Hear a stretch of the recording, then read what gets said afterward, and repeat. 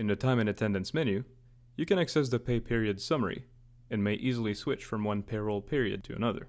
In the pay period summary screen, which is not available to employees, you can view a summary of scheduled hours versus clocked hours, regular hours, and overtime hours and their cost. Certain employees may have colored pellets below their names. The meaning of these pellets is shown to the left of the screen.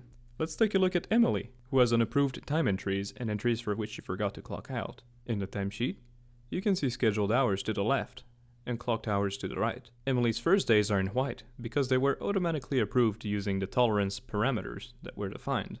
However, her Thursday entry must be approved because she forgot to clock out. You can click on individual time entries to adjust them manually. Here, you can even use a shortcut to simply use the normal planned hours.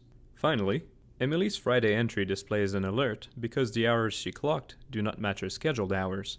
Clicking the entry lets you see that she clocked out at 13 o'clock instead of 12 o'clock. Here, you can see that Emily suggested an actual rectified clockout time and explains that she completely forgot to clock out.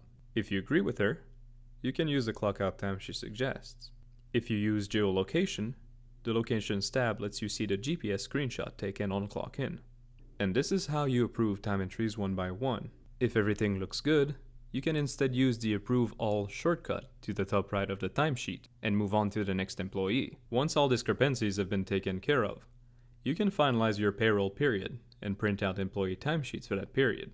A space is provided here for employee signatures. When you're ready, you can export the payroll in different Excel formats.